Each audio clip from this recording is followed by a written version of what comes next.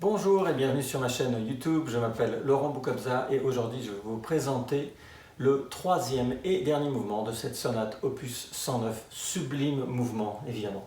Avant de commencer, je voudrais remercier tous les gens qui ont regardé mes vidéos. En effet, depuis les 3 dernières vidéos, chaque vidéo a été vue plus de 1000 fois par semaine, c'est un record absolu, donc merci infiniment. Donc ce troisième mouvement, qui va en fait prendre plus de la moitié de la place de toute la sonate, donc un mouvement très long. On avait vu le premier mouvement qui était relativement court, le deuxième mouvement qui était très court en durée, et là on a un troisième mouvement qui va en fait être l'apothéose de cette sonate. C'est un andante et variation. Ce qui est intéressant dans ce thème, c'est que chaque partie va être répétée 2 fois, mais pas tout le temps. La règle des variations, en général, comme j'avais expliqué dans la 12e sonate, c'est que lorsqu'on a un thème, on va garder le même tempo pour toutes les variations, sauf si Beethoven écrit quelque chose de différent, et ça va être le cas dans beaucoup de variations. Voici le thème.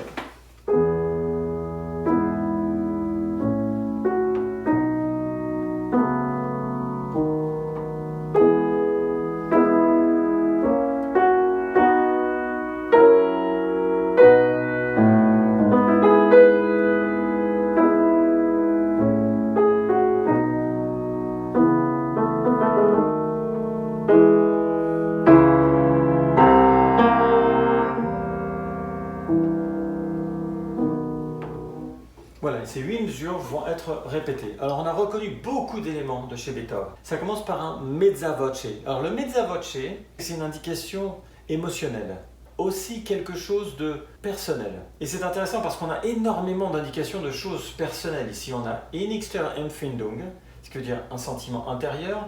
On a andante molto cantabile et espressivo, donc très chanté et expressif.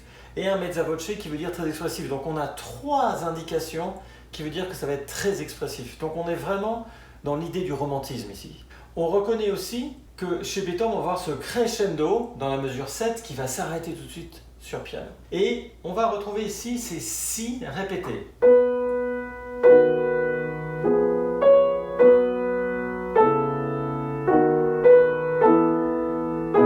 Voilà, si on répétait à la main gauche, hein.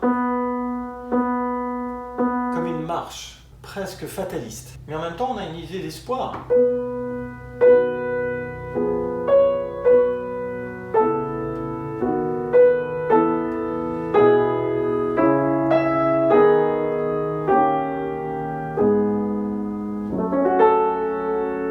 Là, c'est intéressant parce qu'on a 3 petites notes qu'on va faire tomber avec la basse. On ne fait pas. Donc le temps commence avec la note de base de cet petit arpégé qui est à la mesure 13. Mais à la mesure 14, ça veut donc dire que le temps commence avec la basse. Donc cette note de mélodie va arriver en retard. On sent cette sensation de tempo qui va bouger tout le temps.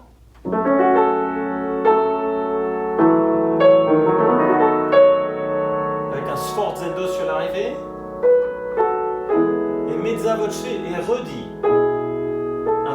2 en 2 et 2 en 2.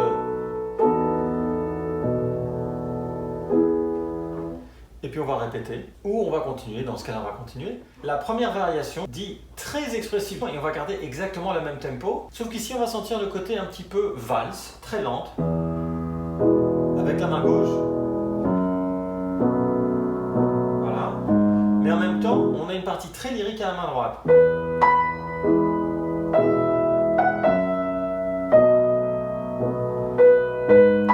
Voilà, et vous voyez, ces notes, la petite note, elle tombe avec ma main gauche, c'est pas. Le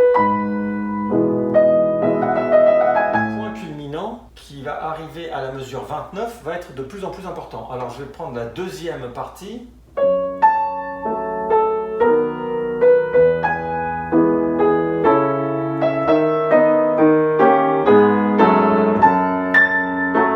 Donc là on a l'impression d'être en fa dièse mineur. C'est en fait un accord du 2e degré, c'est la note bleue de Chopin. Évidemment, Chopin, maintenant il a 9 ans, il n'a pas encore créé la note bleue. Beethoven ouvre la voie à Chopin. On arrive à la 2e variation qui est dite leggermente, donc légèrement, où on a question-réponse entre 2 mains.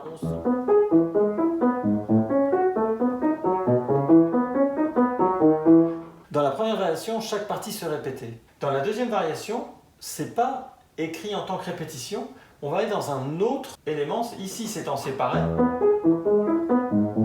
Et à la répétition, on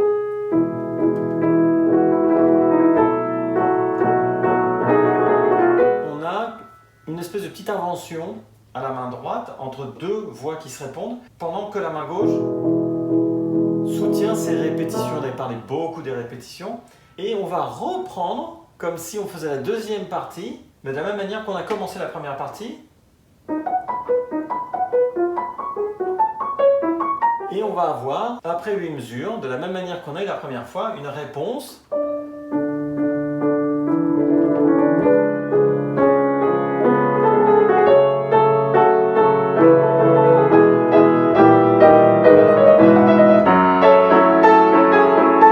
Et voilà.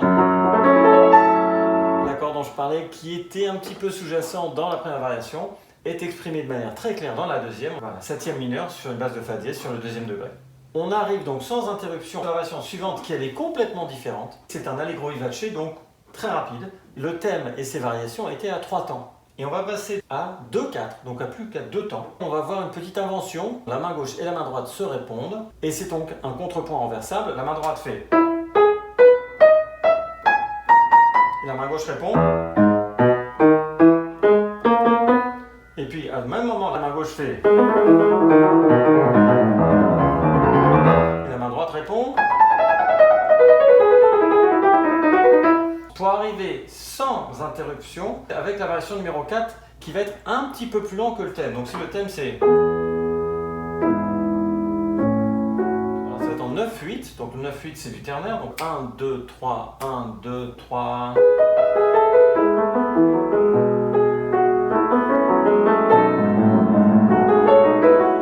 Faire écouter le passage à 102 parce que harmoniquement c'est très intéressant ce qui se passe. On va le faire un petit peu plus lentement ici.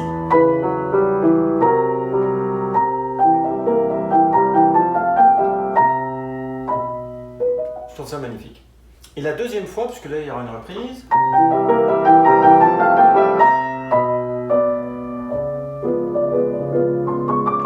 j'adore ces changements d'harmonie. Utiliser bien sûr la septième diminuée puisque c'est la manière la plus facile de changer de tonalité. Des demi-tons. Et on terminera donc cette variation de cette manière-là. On arrive sans interruption sur un petit fugato dont le sujet sera...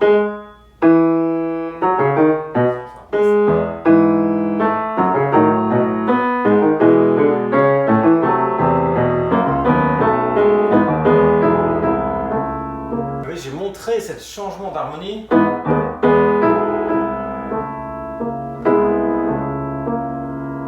C'est presque du César Franck, ça, on est très en avance harmoniquement. Et puis il va développer, et dans ce petit développement, on a cette montée. On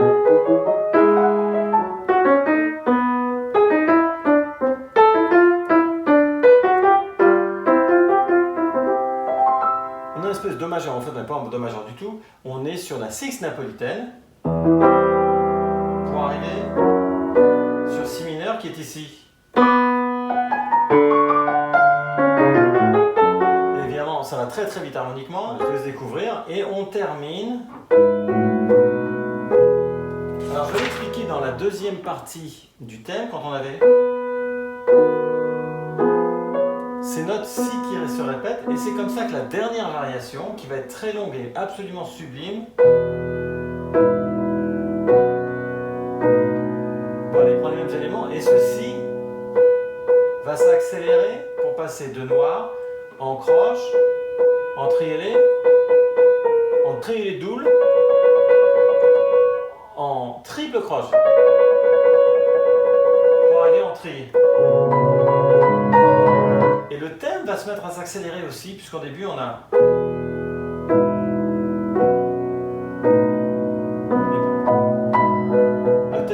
avec des noirs, et là ça aussi le thème est passé en croche, et ensuite et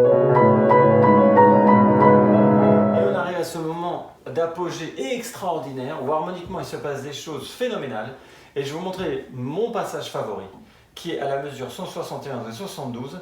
On dirait presque du jazz qui a été écrit. Écoutez ces accords, c'est absolument incroyable. Je vais partir de 170, 171.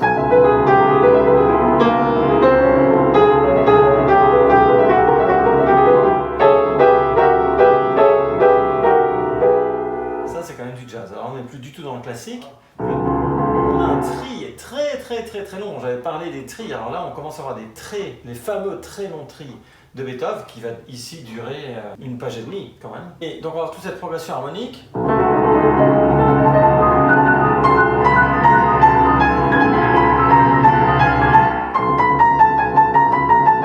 Et on est toujours dans le demi-ton, dans le chromatisme et la septième diminuée. On pourrait penser que c'est le but de Beethoven de nous perdre harmoniquement. Peut-être ça l'est, peut-être ça l'est pas, je ne sais pas. Mais en tout cas, c'est sublime. Voilà. Enfin ma basse demi-majeure. Et à peine on est arrivé,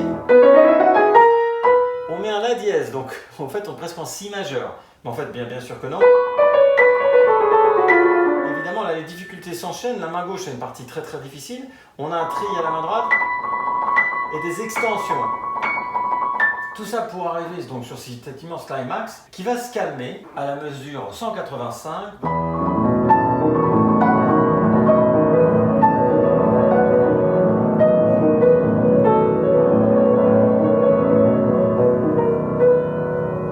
Pour revenir au début, dans un calme absolu comme si rien ne s'était passé. Écoutons maintenant ce magnifique mouvement sans interruption.